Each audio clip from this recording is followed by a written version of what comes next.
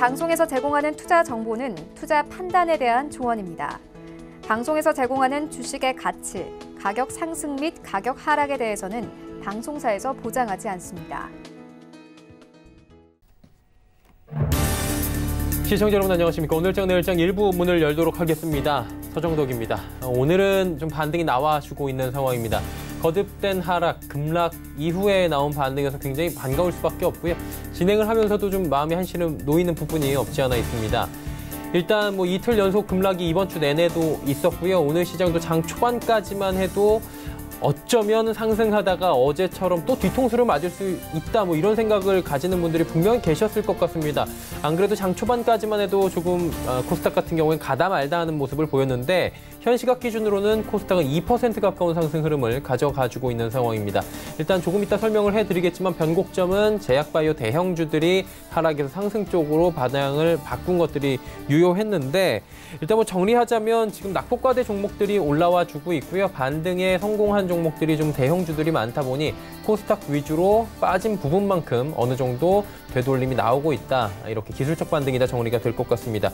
이 반등 그러다 보니 지속적으로 추세적으로 올라갈 수 있는 그 의문사항에 대해서는 글쎄요라고 많은 분들이 표현을 할 수밖에 없을 것 같고요. 일단 보고 가야 되는 이벤트 있습니다. 파월 의장의 상하원 연설이 지금 예정이 돼 있는데 이 부분에서 기준금리에 대해서 어떻게 할 것인지 당장 이번 달에 인하가 될 것인지 선제적인 보험성 인하가 될 것인지 아니면 50bp 인하가 될 것인지 이 부분을 좀 봐야 될 것 같고요. 미중 간의 무역 협상 재개 부분이 있습니다. 이 부분 역시 급격하게 두 국가가 가까워지지는 않겠지만 어느 정도까지 합의가 개괄적으로 이루어지느냐 봐야 될 것 같고요. 그리고 일본과의 무역 분쟁 지금 지속적으로 확인해야 되는 과제입니다. 문재인 대통령께서 어떠한 이야기를 했는데 이 이야기를 좀 구체적으로 말씀을 드리자면 이러한 분쟁을 좀 멈춰달라라는 이야기였는데 일본 측에서는 거절을 전일한 부분이 있습니다. 그러다 보니 쉽게 끝나진 않을 것 같다라는 부분이고요. 그럼에도 불구하고 지금 코스피는 일부 중국 관련 소비주와 철강 업종을 제외하면 전체적으로 흐름은 괜찮습니다. 전기 전자 업종들 어제 이어서 오늘도 반등이 나오고 있고요. 코스닥 역시 말씀드린 대로 신라젠이 오늘 변곡점이었습니다. 4만 원 초반까지 급격하게 밀리다가 장중에 13%대까지 또 급등하는 롤러코스터를 보여주는데 이러한 모습들이 시장의 투심을 조금은 바꿔주고 있는 모습이고요. 5G 기타 업종들도 모두 올라갑니다. 일단 오늘 시장만 놓고 보면 한시름 놓겠다라고 이야기는 하시겠지만 여전히 안개 속입니다. 그렇다면 우리 시장 어떻게 봐야 하는지 일부에서 하나 둘 확인해 보도록 하겠습니다. 헤드라인 뉴스부터 전해드립니다. 일본 정부의 반도체 소재 수출 규제로 낸드 플래시 감축 생산을 검토하고 있다는 일부 지적과 관련해 삼성전자와 SK하이닉스가 사실과 다르다고 부인을 했습니다. 삼성전자는 일본의 수출 규제로 낸드 플래시 감산을 검토한다는 것은 사실 무근이며 수급 조절이라고 선을 그었고 SK하이닉스 역시 낸드 플래시 웨이퍼 투입량을 10% 줄이겠다는 것은 수익성 개선을 위해 1분기 실적 발표 때 이미 밝힌 내용이라며 선을 그었습니다. 지난달 취업자 수가 1년 5개월 만에 가장 큰 폭으로 증가했습니다. 통계청이 오늘 발표한 2019년 6월 고용 동향을 보면 6월 취업자 수는 2,740만 8천 명으로 1년 전보다 28만 1,000명 늘었습니다. 증가폭은 지난해 1월 33만 4천 명 이후 1년 5개월 만에 가장 컸고 5월에 이어 2달 연속 20만 명대를 기록했습니다. 트럼프 행정부를 무능하다라고 혹평한 주미 영국 대사의 문건 유출로 미국과 영국의 갈등이 고조되고 있는 가운데 9일로 예정됐던 양국 간의 무역 협상 돌연 연기됐습니다. 미 상무부 대변인은 다음 협상 일정을 재조정 중이라고 확인하며 협상 취소 이유에 대해서는 자세히 언급하지 않았습니다. 미국 경제지표 개선으로 연방준비제도의 기준금리 인하에 대한 기대가 줄었습니다. 하지만 이달 금리 인하 여전히 기대감이 강한 것으로 나타났다고 블룸버그 통신은 보도했습니다. 블룸버그 통신은 연방기금금리 선물시장에 반영된 미국 기준금리를 분석한 결과 거래자들이 이달 말 열리는 연방공개시장위원회에서 0.25%포인트 인하될 것으로 예상하고 있다고 전했습니다. 그러며 시장이 최소한 이번 달만큼은 금리 인하를 확신하고 있다고 덧붙였습니다. 다음 살펴보도록 하겠습니다. 증시 흐름인데요. 보시면 코스피 같은 경우 2065포인트대까지 지금 올라와 줬습니다. 13포인트 정도 올라와 주고 있고요. 거래소가 코스닥 대비해서는 급격한 상승은 아니지만 전체적으로 많이 빠진 종목들 위주로 탄탄하게 올라와 주고 있고요. 역시나 리딩하고 있는 업종은 전기전자 업종이다라고 보시면 될 것 같습니다. 다음 살펴보도록 하죠.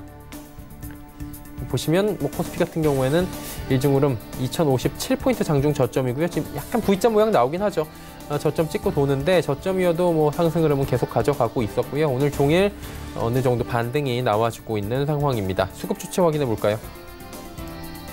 외국인만 삽니다. 1662억 원. 팔던 외국인이 그래도 좀 사주고 있는 상황이고요. 기관 개인 동반 매도하는데 기관은 전 주체가 팔고 특히나 금융투자 쪽에 상승 권역에서 프로그램 매도가 많이 출회가 되고 있습니다. 시총 상위주들의 흐름입니다. 보시면 삼성전자, SK하이닉스 올라가는데 특히나 SK하이닉스 주가 흐름 좋습니다. 5% 가까이 올라가고 있고요. 65,000원, 66,000원대에서 머물던 주가가 어느새 73,000원대까지 올라왔고 삼성전자 역시 46,000원대 또 마드이 지수대를 만났습니다. 저항권역이죠. 46,000원대 또 계속해서 공방 벌이는 모습이고요. 현대차가 보합권, 셀트리온은 다시 하락 추세로 전환이 됐습니다. 다음 살펴보도록 하죠. 6위부터 10위 종목들입니다. LG화학 올라가고 현대모비스 올라가고 신한지주 올라가고 SK텔레콤 올라가는데 상승폭은 모두 다 미미합니다. 포스코 역시 빠지지만 하락폭은 한 호가 정도입니다. 다음 살펴보도록 하죠. 11위부터 15위 종목들입니다. 삼성바이오로직스, LG생건 빠지고요. KB금융, 기아차 빠집니다. 하지만 이 빠지는 종목들 모두 다 1% 안팎. 네이버 역시 상승폭이 굉장히 제한적입니다. 한마디로 코스피 시총 상위주들 가운데 오르는 종목, 내리는 종목 많이 오르고 많이 빠지지 않습니다. 단 전기, 전자 업종은 등락폭이 크고요. 전체적으로 아웃퍼폼이 아직은 괜찮습니다. 코스닥으로 넘어가 봅니다.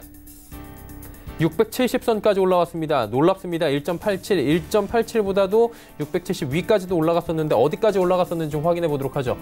코스닥 지수 같은 경우에는 670선 위까지도 올라가면서 671포인트 부근까지도 올라갔습니다. 지금 1.8%대까지 올라와주고 있고요.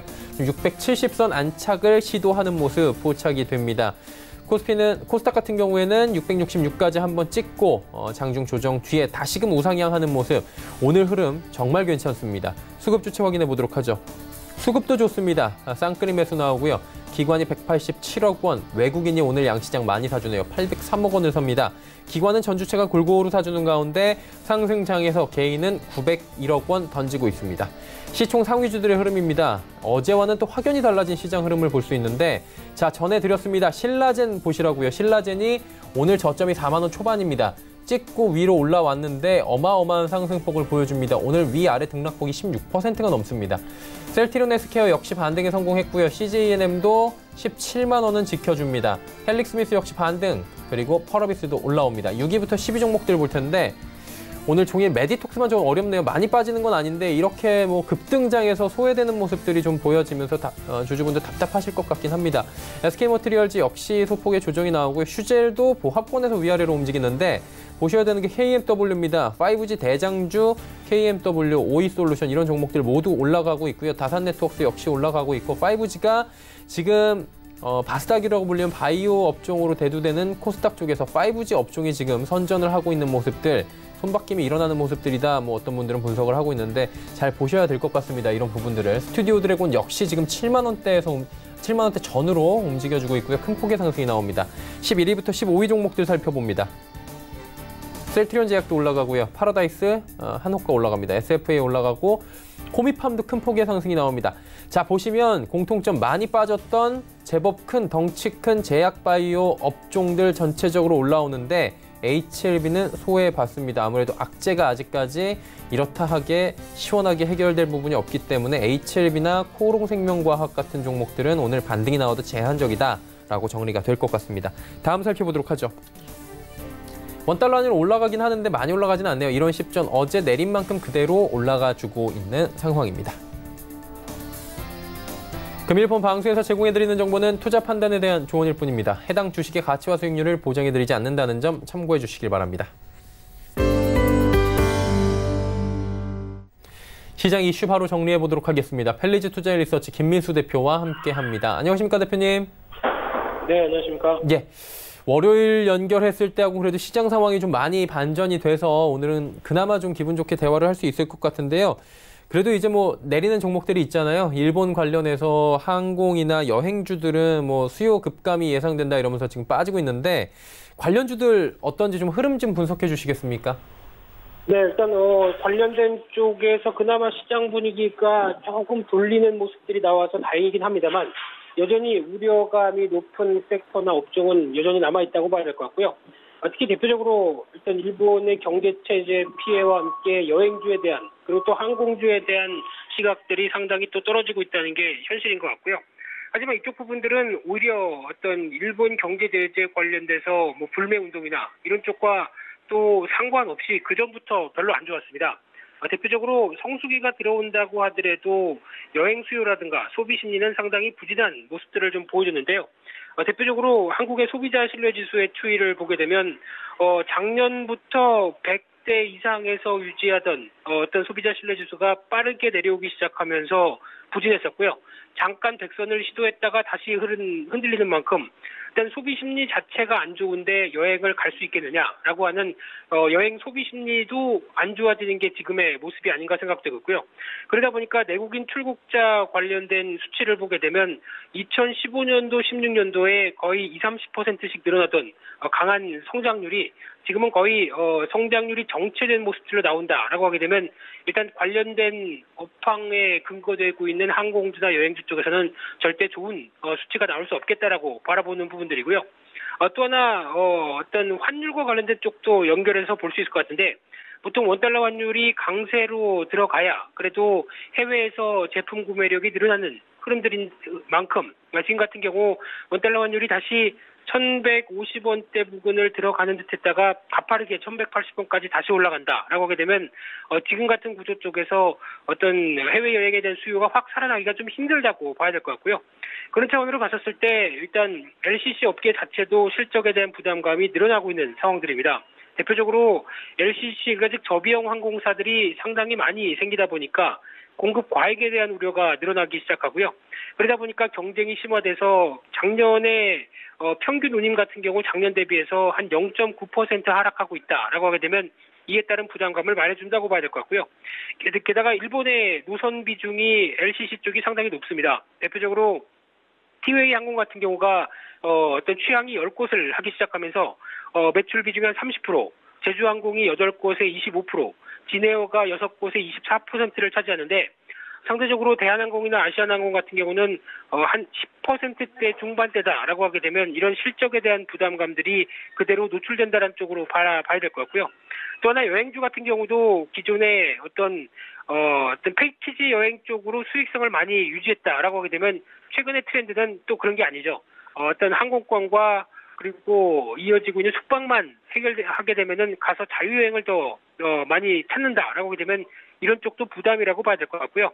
따라서 어떤 환율 쪽에 대해서만 어느 정도 좀 변화만 나오게 되면 그래도 성수기인 만큼 반등은 시도할 수 있겠다라고 보여지고 있는데 하지만 아직 모멘텀이 강하지 않은 만큼 반동시에는 비중 관리가 필요하지 않을까 그렇게 봐야 될 것 같습니다. 그리고 조선업종도 지금 괜찮아지고 있다라는 일단은 뭐 자료 자체는 들어와 있습니다. 영국 해운 전문사에서 발표하는 뭐 그 자료가 있는데 보니까 선박 수주량 세계 1위 6월에도 달성을 했어요. 이 업황 어떻습니까 지금? 네, 일단 조선주 관련돼서도 그래도 그나마 좋은 뉴스가 나와서 다행이라고 생각은 들고 있는데요. 그런 관점으로 봤을 때 6월 달에서 글로벌 발주했던 선박이 18척, 66만 CGT로 보여지고 있는데 그중에서 한국이 절반 정도를 수주해서 그래도 잘했다라고 볼 수 있는 상황들인데요. 그런 관점 쪽에서 수주 잔량도 한 10% 정도 늘어나기 시작하면서 점유율은 26%로 가져가고 있는 상황 쪽에서 생각보다 중국이나 일본이 떨어지고 있는 수주 잔량의 점유율을 봤을 때 그래도 나름대로 잘하고 있다라고 볼 수 있는데 하지만 그러면 왜 조선주가 강하게 안 가느냐라고 하는 우려 사항도 아직 깔려 있다고 봐야 되겠죠. 대표적으로 상반기의 선박 발주량을 보게 되면 작년 동기 대비해서 40%가 넘게 줄었습니다. 게다가 6월 달에 글로벌 선박 발주량도 마찬가지로 전월 대비 40% 가까이 주는 모습들이 나오는 만큼 이런 어떤 파이 자체가 줄어들다 보니까 아무리 선전한다고 하더라도 과거 대비해서 절대적인 수치 자체는 그렇게 크게 부각받지 못하는 게 아니냐라고 하는 쪽에서 아무래도 글로벌 경기에 대한 우려감이 커지면서 나오는 이런 어떤 파이가 줄어드는 모습들 쪽에서 우려감이 좀 높다고 봐야 될 것 같고요. 게다가 클락슨 조선가 지수를 한번 보게 되면은 최근 들어서 그래도 130대 131 이 정도로 유지는 하고 있습니다. 하지만 저희 조선사의 주력이라고 보여지고 있는 VLCC 초대형 원유 운반선 같은 경우는 한 50만 달러가 하락을 하고 있는 상황들이죠. 그러다 보니까 약간 우려감도 조금 더 높아지는 상황 쪽에서 아무래도 잘 하고 있는데 그래도 우려 섞인 목소리도 있다라는 관점 쪽에서 바라보고 있고요. 따라서 지금 그래도 실적 발표 시즌에 들어왔을 때 시장에서 그나마 어떤 기댈 수 있는 업종은 자동차 쪽과 조선 쪽이라고 하게 되면 그래도 한 번쯤은 부각을 받지 않을까로 바라보고 있는 상황들이고요. 그런 쪽에서 그래도 조선사보다도 조금 더 실적 개선 속도가 빠를 수 있는 어떤 기자재 관련된 LNG선 본행제 쪽에 동성화인텍이나 한국카본 같은 종목들이 조금 더 낫지 않을까 일단 그렇게 바라보고 있습니다. 네, 조선 업황까지 그리고 관련된 종목들 이야기까지 나눠봤습니다. 오늘 말씀 여기까지 듣겠습니다. 고맙습니다. 네, 감사합니다. 헬리즈 투자인리서치 김민수 대표와 함께했고요. 이슈 칼럼 이어집니다.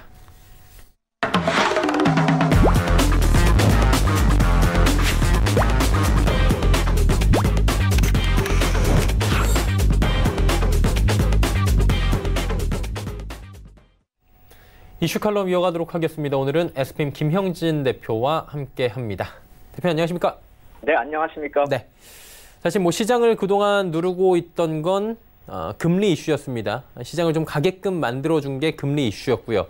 갑자기 대표님하고 저의 거리가 멀어진 듯한 화면이 그런 모습이 보였었는데 다시 가까워졌네요. 좀 여쭤보고 싶은 게 금리 이슈가 그 경기가 좋아졌다라는 이유로 좀 희석이 됐잖아요. 이걸 이제 파월 의장의 상하원 연설로 좀 살펴봐야 될 것 같은데 이 부분 이슈는 어떻게 보는 게 좋겠습니까? 예, 지난 주말에 이제 그렇게 시장이 약간 흔들리니까 해석이 오히려 그 시장의 모습을 따라갔다 이렇게 보는 게 맞을 것 같습니다. 지표는 좋았습니다. 그런데 제가 말씀드리고자 하는 것은 그렇다 해서 금리 선물이 그렇게 크게 변화된 것은 아니었다. 이 말씀을 오늘 정리하면 그렇게 간단히 드릴 수가 있겠는데 그 말씀을 먼저 드리겠습니다. 물론 고용지표가 예상보다 한 6만 명 정도 더 늘어났기 때문에 좋아진 건 사실입니다. 그리고 금리 선물이 7월 쪽에서 예상됐었던 그 50bp 금리 인하의 확률이 급락한 것도 사실입니다. 그렇다면은 그 다음 회의 때 그리고 그 다음 회의 때는 또 어떻게 그 확률이 변했을까 이걸 좀 따져볼 필요가 있다라는 것이죠. 1장기 쪽인 그런 전망으로 가면은 지금에 그러니까 지난주에 나왔었던 그 경제 지표의 혼조 정도로 인식하는 것이 아닌가 이렇게 생각이 됩니다. 12월 FOMC 목표 금리 확률 제가 CME 패드워치 툴에서 구해봤는데요. 여기서 찾아본다고 그런다면 표에서 보시는 것처럼 가운데 있는 크게 막대가 좀 올라가 있는 그런 부분이 50bp 인하가 가장 높은 41% 확률을 보이고 있고 75bp 인하까지도 34% 인하 확률을 보이고 있습니다. 그래서 그럼 7월에 급락을 한 그 확률은 뭐냐라고 놓고 보면은 7월의 확률이 사실 얼마 남지 않은 그런 기간이 지금 2주 정도 조금 더 남짓하게 남았기 때문에 7월 회의 때 50bp 금리 인하 확률이 확 내려갔다 이렇게 보시면 되겠죠. 그래서 12월 걸 이렇게 보면은 50bp 금리 인하 확률은 지금 꾸준히 증가를 하고 있고 그럼 지난주에 있었던 그 이벤트가 12월 FOMC 회의 때 이 금리 인하 확률에는 어떤 영향을 미쳤는지 이렇게 보신다면은 75bp 인하가 한 4% 줄고 100bp하고 125bp 쪽 인하 확률이 확 줄었습니다. 그러니까 100bp가 9%, 125bp가 3% 정도 줄어들었는데 사실 우리가 내년도 초까지 75bp 정도 인하 확률을 생각을 하고 있었기 때문에 12월에 100bp나 125bp 인하 확률이 줄어드는 게 그렇게 큰 의미가 있는가 이렇게 좀 생각해 볼 필요가 있다라는 것이죠. 그래서 그 줄어든 확률이 50bp가 10%가 되어 올라가고 25bp 인하가 6% 인하하는 6% 늘어나는 그렇게 확률이 그러니까 될 만한 쪽으로 이렇게 다 이동을 한 그런 모습이다 이렇게 보시면은 7월에 금리 인하 확률이 확 낮아졌기 때문에 전체적으로 미국 시장의 금리 인하 확률이 줄어들었다 이렇게 보실 수는 없는 상황이다 이렇게 봐야 될 테고 그 좋게 나왔었다라고 하는 그 제조업 고용 지표 중에 제조업 고용 쪽을 놓고 보더라도 이 제조업 고용 쪽이 트럼프 대통령이 가장 또 신경 쓰는 그런 부분이기 때문에 전체 고용보다도 더 중요하다 이렇게 봐야 되겠죠. 그래서 올해 이 상반기에 나왔었던 그 수치들 8,000명보다는 좀 나은 17,000명이 나왔다라고는 하는데 작년에 나온 수치보다는 좀 많이 안 좋은 것이고요. 작년에는 그게 서프라이즈 나와서 좀 많이 좋았었는데 작년 예상치보다 조금 좋아진 그런 모습이다. 이렇게 놓고 봤을 때는 이쪽에서의 서프라이즈는 전체의 고용지표만큼 서프라이즈는 아니라는 것이죠. 그냥 평균을 조금 넘어서는 정도의 좋은 모습이었다. 그렇게 놓고 본다면은 향후에 이런 고용지표가 좋기 때문에 금리 인상이 물 건너갔다. 이렇게 보시기에는 무리가 있다. 아직까지는 계속 좀 확인을 해야 된다. 상반기 내내 안 좋았기 때문에 6월 지표가 좋았다고 그래서 그것을 신뢰하기에는 약간 이르다. 그래서 아까 앵커님 말씀하신 것처럼 오늘 내일 FRB 의장의 코멘트나 또 내일 발표되는 CPI 지수까지도 좀 확인을 해야 된다는 것이죠. 고용지표보다는 오히려 이 물가지표 쪽이 금리 인하하고는 연결되어 있다는 점을 한번 좀 생각해 볼 필요가 있다. 영향이 좀 더 클 수가 있다. 이렇게 보실 수가 있겠고, 제가 이 원고에 작성해 드린 내용은 아닌데, 제가 아까 어제 나온 그 OECD 경기 선행 지수를 찾아보니까 중국은 좀 좋아졌습니다. 그런데 미국이나 한국은 5월 기준으로도 지금 안 좋은 경기 위축 국면이 좀 지속이 되고 있습니다. 그렇기 때문에 이런저런 경제 흐름을 놓고 봤을 때 좋기 때문에 금리 인하가 물 건너갔다. 이렇게 보기에는 아직 이르다. 이렇게 말씀을 드리겠습니다. 그리고 이제 미국 시장과 우리 시장이 디커플링이 하루 이틀 얘기가 아니고 지금 수혜째 계속이 되고 있다 보니까 짜증은 날 대로 나고 사실 솔직한 심정을 말씀드리면 보고 있는 저도 지금 이 정도까지 짜증이 나는데 말입니다. 근데 이게 어떻게 봐야 되는 거예요? 7월 돼서도 이게 헛웃음 나오잖아요, 사실. 이 정도까지 가야 될 문제인가? 사상 최고치 찍고 있고 미국은 우리는 진짜 계속해서 2000선 언저리에서 움직이고 있고 이거 어떻게 봐야 되는 겁니까? 그래서 제가 표를 이제 하나 구한 걸 좀 이따가 말씀을 드릴 텐데 미국하고만 비교를 하다 보니까 스트레스들을 너무 많이 받으셔가지고 제가 이머징 마켓하고도 좀 비교하는 그런 모습을 만들었는데 일단 그건 조금 이따 보여드리고요. 우리가 좀 안 좋아진 모습 중에서 우리 펀더멘탈 악화된 점을 좀 저는 부각을 시키려고 하는데 그것과 더불어서 지금 안 좋아지는 모습이 수급 쪽에서도 나타나죠. 이 연기금 쪽에서 6월에 계속 매수가 들어왔었는데 지금 8거래일 동안 7월 들어서 오늘까지가 8거래일이죠. 그러니까 제가 오전까지 체크를 하니까 7.5일이라고 해야 되겠죠. 정확히 얘기하면요. 그 기간 동안에 매도한 금액이 2,400억이나 매도를 했고요. 그리고 매도 상위 종목을 보면 매도 금액 순으로 제가 말씀을 드리면 삼성전자, LG전자, 한미약품, 삼성전기, 호텔신라, 게다가 코덱스 레버리지까지 이렇게 매도를 많이 했습니다. 결국 이런 ETF까지 매도를 한다라고 한다면 인덱스가 별 볼일 없다라는 뜻으로 생각하고 있다. 이렇게 볼 수가 있겠죠. 특히나 어제까지 삼성전자 4일 연속 그 실적 발표하면서 계속 매도가 나오고 있고요. LG전자 같은 경우 16일이나 연속 매도가 나오고 있습니다.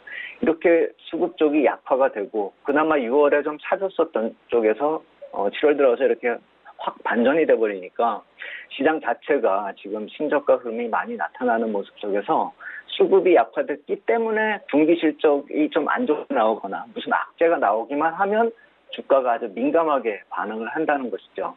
그래서 지금 연기금 쪽에서 저렇게 매수세가 약화되고 매도 반전하는 것을 우리가 어느 정도는 이해를 할 수 있을 것 같습니다. 실적이 좀 안 좋게 나오고 있는 점들 그리고 앞으로도 좀 안 좋을 것 같기 때문에 저렇게 선제적으로 조치를 한다 이렇게 볼 수가 있어서 우리가 이런 모습이 만약에 계속 이어진다라고 한다면 이번 실적 시즌 쪽에서 좋은 소식을 기대하거나 좋은 흐름을 기대하기는 약간 힘들지 않을까라는 생각이 들고요. 그래서 본론적으로 그렇다면은 그런 모습들이 왜 나타나고 있는지 펀더멘탈 쪽에서는 우리가 어떤 변화가 있는지 이걸 보기 위해서 제가 어닝 시즌 과거에는 어떻게 우리가 계속 이렇게 디커플링이 났었는지를 살펴보기 위해서 2018년부터 한번 이 어닝 시즌 때마다의 글로벌 증시 흐름 비교를 하는 표를 하나 만들어봤습니다. 그러기 위해서 미국 쪽에서 ETF를 봤는데 한국물 ETF하고요. 그리고 스파이라고 해가지고 S&P 500 ETF가 있죠. 그리고 이머징 마켓 쪽의 펀드를 추정하는 ETF 이 세 개의 흐름을 봤습니다. 그래서 맨 위에 있는 부연 설명을 할 필요가 없죠. 가장 좋게 흘러가고 있는 푸른색이 그 S&P 500을 추정하는 ETF고요. 그리고 빨간색이 우리나라 그 지수를 추정하는 ETF고요. 그리고 녹색 선이 이머징 마켓을 뜻합니다. 그래서 제가 왼쪽 2개의 타원을 만들어 드린 것은 뭐냐면은 2018년에 어닝 시즌 때는 그렇게 차별화가 나타나지 않거나 오히려 어닝 시즌에 우리 쪽에서 좀 마켓이 좀 뭐라고 그럴까요? 비틀했다고 봐야 되겠죠? 빨간색 선이 위에 있지 않습니까? 그랬던 흐름을 2019년 들어와서 지금 제가 오른쪽 타원 3번째 타원을 그린 것은 3월에 어닝 시즌입니다. 그리고 맨 끝부분에 지금 우리가 확 꺾이고 있는 게 이번 시즌에 나타나고 있는 그런 모습이죠. 제가 우리 지수를 바로 이렇게 들이댄 게 아니라 이렇게 ETF를 인용해서 말씀드린 이유는 우리 쪽에서 환율 효과가 있기 때문에 환율을 좀 배제하고 놓기 위해서는 미국 시장에 있는 ETF들만으로 비교를 하면 환율적 그 교란 요인이 싹 배제가 되기 때문에 ETF를 좀 편의상 이렇게 만들어 본 겁니다. 약간의 차이는 수익률의 차이는 있을 텐데 흐름상으로 놓고 봤을 때 지금 괴리가 작년에는 우리가 플러스 괴리를 보였다라고 한다면은 지금 2019년 어닝 시즌 들어서는 마이너스 괴리를 보이고 있다 이렇게 봐야 되겠죠. 미국 쪽은 어느 정도 이해가 됩니다. 그런데 녹색선하고 차이가 벌어지고 있다는 것은 이머징 마켓 구성원들하고도 차이가 나고 있다는 것입니다. 그렇다라고 본다면은 물론 녹색선이 제가 동그라미 쳐여 있는 저 선에서 벌어진 이유 중에 중요한 부분은 중국 쪽의 지수가 그때 많이 올랐기 때문에 그것에 의해서 이머징 마켓 지수가 좀 많이 올랐기 때문에 저렇게 저런 현상이 나타났다 이렇게 볼 수가 있긴 있는데 그렇다면 그 뒤로 중국 시장이 약세를 보이고 그 최근에 나타나고 있는 괴리에 대해서는 중국 시장이 우리가 거의 비슷하게 움직이고 있는데 왜 나타나느냐 이렇게 봐야 되겠죠.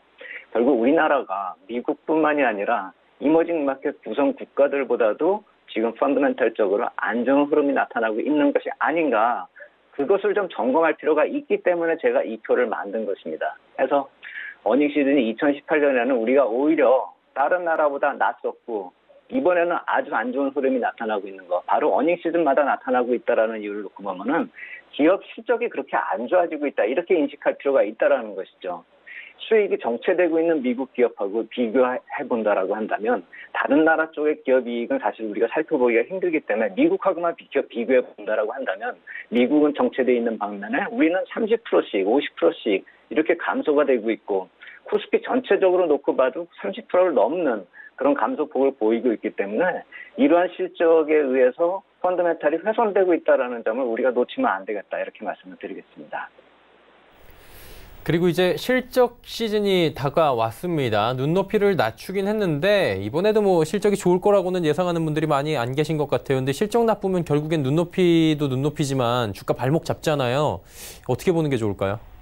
그래서 이제 우리가 보통 지표를 보면서 코스피가 저평가다 이렇게 인식을 해왔었죠. 그리고 실제로 그랬습니다. 그러니까 2018년까지 수익성이 살아있을 때까지만 해도 우리가 저평가였다라는 거 누구도 부인하기가 힘들었습니다. 그런데 이제 1분기 때 수익성이 안 좋아진 게 30%, 전년 대비 30% 정도 안 좋아졌고 이번 2분기도 그런 비슷한 수치가 나올 예정입니다. 그래서 그렇다라고 한다면 지금도 저평가인가 이걸 좀 따져볼 필요가 있다라는 것이죠. 그래서 한국거래소에서 만든 그 코스피 PER 추이를 제가 한번 인용을 해가지고 그림을 만들어봤습니다. 그래서 6월 말 기준으로 PER 지표를 놓고 보니까 이게 12.32%까지 올라오고 있습니다. 그러니까 그림에서 놓고 본다면은 맨 끝에 이 점이 휙 올라와 있는 거 우리가 보실 수가 있는데 PER이 저렇게 휙 올라오려고 하면은 무슨 지수가 올라가야지만 저렇게 되겠죠. 근데 지수가 안 올라온 상태에서 저렇게 됐다라고 PER이 확 올라갔다라는 것은 수익성이 안 좋아졌다. 결국 시가총액을 EPS로 나눈 것인데 EPS가 확 쪼그라드니까 분모가 쪼그라드니까 PER이 확 높아진 거죠. 그렇다면은 저게 6월 말 기준에 저런 수치가 나오고 있다라고 한다면 이번 분기 지난주에 삼성전자 발표가 나왔는데 삼성전자가 그렇게 1분기처럼 또 똑같은 오히려 더 안 좋아진 실적을 나타냈다라고 한다면은 제가 저렇게 빨갛게 표시한 저 붉은 화살표가 이번 분기 실적이 마감이 되면 우리 시장 코스피 PER이 저만큼이 올라간다는 뜻이고 그것이 14배 중반대가 된다라는 뜻입니다.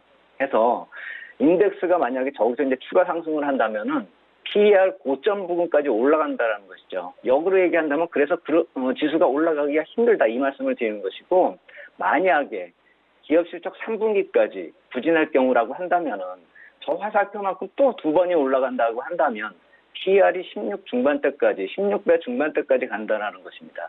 그렇게 보면은 지수가 상승하면 고평가라는 게 아니라 현재 지수대 자체도 고평가 레벨에 들어서 있다. 이렇게 볼 수가 있다는 것이죠. 하기 때문에 물론 PBR 지표, 그러니까 자산으로 따져보면 기업 자산 가치로 놓고 본다면 저평가일 수가 있겠지만 수익성 지표로 놓고 본다면 만약에 3분기에 기업 실적의 반전, 이익 반전, 증가로 반전하는 그런 것이 없다라고 한다면 지금 현재 지수대도 고평가된 그런 국면으로 그럴 수준의 기업이 수준이다. 우리가 시장을 볼 때 이제는 더 이상 코스피가 무조건 저평가다. 이렇게 인식하기에는 무리가 있어졌다. 이 말씀을 드리겠습니다. 한마디로 그동안은 실적도 괜찮게 반도체부터 잘 받쳐주는 가운데 2천선 언저리에 있으니까 저퍼가 성립이 됐는데 실적이 악화되다 보니 저퍼가 아니라 퍼가 높아지고 이게 그러니까 한마디로 그동안의 논리가 지금 희석이 된다는 건데 그러면 지수 상승이 더욱더 이런 논리라면 좀 어려워지는 국면이다. 단순하게 이렇게 받아들일 수도 있는 것 같은데 어떻게 이해하는 게 좋겠습니까? 맞습니다. 그래서 실적이 중요한 건 언제든지 중요했었죠. 근데 실적이 더 중요해지는 게 전에도 한번 말씀을 드렸지만 우리가 이 3분기 쪽이 굉장히 중요한 이유가 방금 전에 말씀드린 이유입니다.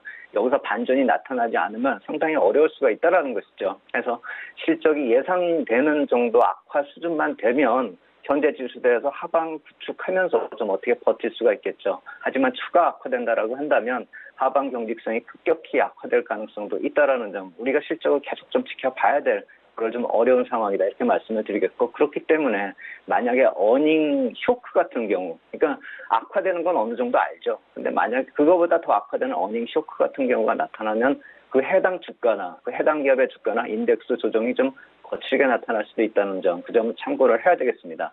그리고 또 미국 쪽에서 우리가 좀 희소식을 좀 이렇게 같이 묻어갈 수 있지 않을까라고 생각을 할 수도 있는데 기업 실적이 괜찮으니까요. 어제 같은 경우 펩시가 실적을 발표했는데 좀 예상보다 조금 좋게 나왔습니다. 그리고 펩시 같은 경우가 시장을 이끄는 종목 중에 하나였습니다. 그런데 먼저 주가가 올랐기 때문에 어제 좋은 실적에도 불구하고 주가가 조정을 보이는 모습을 보였다는 점. 그렇다면은 이번 실적 시즌에 미국 쪽에 기댈 수도 없다라는 것이죠. 특히나 다음 주 중반까지는 미국 금융주가 실적이 나올 예정인데 2분기 실적 별로 그렇게 좋지 않게 예상이 된다고 합니다. 그렇기 때문에 다음 주 중반까지 큰 기대를 할 수가 없겠고, 18일 마이크로소프트가 실적 발표가 이제 시작이 되는데 그 정도 되면 우리가 기대할 수 있지 않을까. 그렇기 때문에 미국 증시도 다음 주 중반까지는 약간 좀 우리 쪽으로 긍정적인 영향을 주기는 힘들겠다. 이렇게 말씀을 드리겠고, 그렇기 때문에 이번 실적 시즌 초반, 그러니까 7월 중순까지는 우리가 좀 보수적으로 시장을 볼 필요가 있겠다. 이렇게 말씀을 드리겠습니다. 네, 지금의 시장 상황을 하나하나 면밀하게 또 오늘 분석을 해주셨습니다. 오늘 말씀 여기까지 듣겠습니다. 고맙습니다. 감사합니다. SPM 김형진 대표와 이야기 나눠봤고요. 오늘 함께 나눠본 이야기들 다시 한번 정리해드립니다.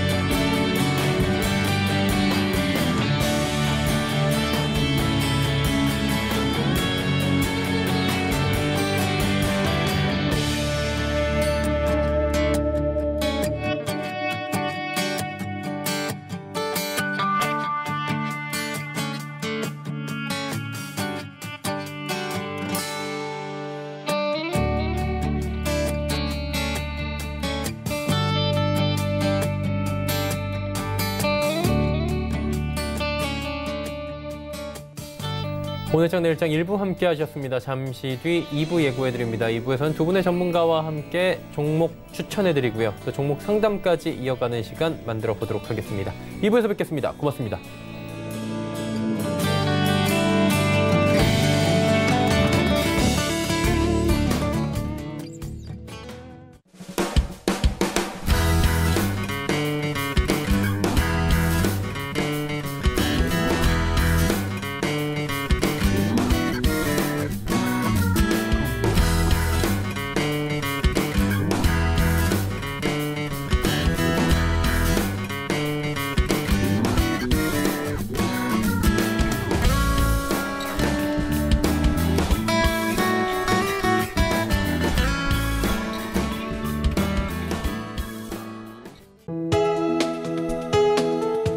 방송에서 제공하는 투자 정보는 투자 판단에 대한 조언입니다. 방송에서 제공하는 주식의 가치, 가격 상승 및 가격 하락에 대해서는 방송사에서 보장하지 않습니다.